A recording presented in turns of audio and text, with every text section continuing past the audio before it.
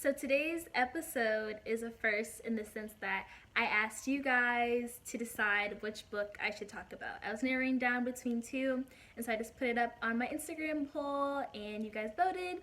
And to my great surprise, it was a really close call, and it was only a 4% difference between the winner and the loser. And although it is something as trivial as me just talking about books in my room and, being on an Instagram poll, it just reminded me of how important voting is and how every vote does matter. This election, I say it every election cycle, but this election is especially just so vital. This is a very much a watershed moment in history, and you need your voice to be heard. You want your leadership to reflect you and your best interest. And so I really urge everyone who is 18 or older watching this, seeing this, to register to vote. You can go to vote.org. It's really simple. They make it just really simple, break it down for you. And yeah, and then two, Obama said it best, don't boo, vote.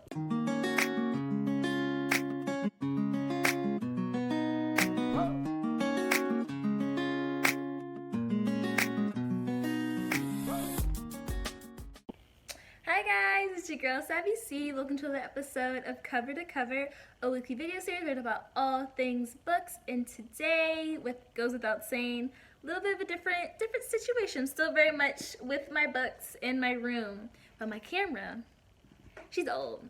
I've had her for a minute, so sis is a little tired. Isn't cooperating, unfortunately, but it's Wednesday. I still want to get this to you guys, especially the past 2 weeks I've been late on uploading, so I'm really trying to get this in on time. And today's book is so great, so I really want to share it. But so just bear with me on that. By next week I'll have hopefully a different situation, maybe even try to sell this one, get a new one, have a different setup than now. So just forgive me, but today's episode will still be great. And I'm talking about Ocean Vuong's On Earth We're Briefly Gorgeous. For growing up, the majority of my life, I wanted to be a sports reporter. That was really my childhood dream. And I was able to fulfill that at Baylor and in college and do that. But then through fulfilling it, I just learned that my purpose was something different and that my true dream was something bigger than just being a sports reporter. Or no shade to that or anything, but just it was different than what I initially planned and thought for myself. But I still very much am a sports fan, clearly, as you can see, my Cam Newton poster. And I look up to so many women in sports media, and one of them being Taylor Brooks. And so I followed her for a minute now. She's a really dope reporter, has her own show with Bleacher Report. And on her Instagram story one day, she just posted like a ton of books that she was reading while in quarantine. This was like mid-April or so. And one of those books was Oceans. And so the title caught my attention firsthand, and then her description of it was also very interesting. And I looked at the review, saw my girl Celeste Ning, was like, great job. Looked at the synopsis of it, the plot description, and I was very interested. And so I picked it up, read it, and I loved it right away. Ocean is a first-generation Vietnamese American, or he's a first-generation, he immigrated here with his mother, and his mother, though, doesn't read English. He's tried to teach her many times, and she's just given up on it, and thus this book is a letter to his mother, who he calls Ma, spelled M-A, and just outlining thus their journey from Saigon, Vietnam to Hartford, Connecticut, and just the intricacies of their relationship, of life as an immigrant in America, life growing up with a single mother. He's a gay man. He had to just experience so many microaggressions, racism, phobias, etc. of being an immigrant in America in the 90s, early 2000s in particular is where he really focuses on. And with his ability to, or just not even with his ability, with the creative license to address this book as a long form letter to his mother who can't read English, the odds of her reading it are slim to none, and thus it gives him this opportunity to be so forthcoming with just honesty and just candidness about the good, the bad, and the really ugly parts of his relationship with his mother, his upbringing, and just life in this country.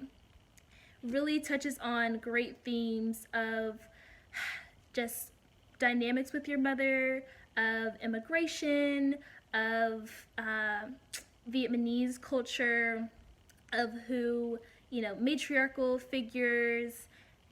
Again, he's a gay man, like I said earlier, so exploring that, exploring his sexuality, going to school, just life, just really examines life and does it, but says it in such a graceful way that even the things that are just very, just the hardships that he's faced, the tragedies that he's lived through, the unveiling of the ugly parts of America and how the American dream isn't really for everyone, or it is for a select few.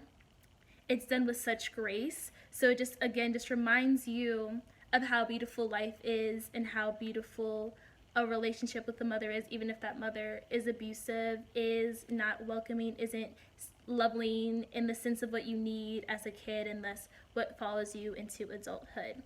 Does it all with such grace, is a great storyteller, has an English degree, so really just knows how to just best use language and the diction and the syntax and the vivid imagery and the pop culture references just really all bring the story to life. I talked about it a little bit earlier of just saying how, the American dream and how it wasn't meant for everyone, and how, we're seeing that more and more day by day. It's becoming more and more evident and hard for people to deny that. And Ocean really explains and examines just how immigrants come to this country just wanting a better life and just have to work so hard day in and day out. And even if they make it through, one thing in the sense of like learning English, right? They don't have an accent that keeps them paralyzed, and they make it to school. There is just always so much that they have to face, and there's so much struggle. And it just seeing that and just reading that like this in a way that I haven't learned before was just so eye-opening and so just admirable to see. I give this book 5 stars. I think it's a really a must-read for those who are first-gen Americans, naturalized citizens, DACA dreamers, raised by immigrant parents, etc. I think this really is, at times it is tough to get through, but it's also just very much a love letter and just an appreciation for family, for their ability to get up and leave everything they know for a foreign country just to make a better life for themselves and ultimately their children. I think that's a great story, a very humanizing story that a lot of people can get behind and understand and relate to. Love this book. 5 stars. I think I already said that, but I kind of lost my train of thought for a second. But just really a beautiful story that highlights how harrowing it is to just leave everything you know to embark on a brand new country that also isn't very welcoming, as we can also see by current events today, is anything but welcoming really to immigrants who are not white. Period. Point blank period, like that. So that's all I got for you guys today. Again, this is a little jank. I'm sorry. I'm working on all of this. Hopefully I can get a better setup for next week for you guys. I'm not sure if you noticed, you might have, but every book in the month of June has been rooted in the theme of love, and that's something I'm going to continue for both July and August. Maybe the rest of the year, we'll see. I'm kind of using the summer months to test run that idea. So be sure to tune in next week to see July's theme, and then when August 1st comes around, I'll announce August's theme. I really appreciate you guys, and thank you so much for watching. As always, I am sending love. Mwah! And to wherever you are in the world, and again reminding you to go vote. Local elections are so important, more important arguably than national elections. So go vote. Going to see you all next Wednesday. Bye.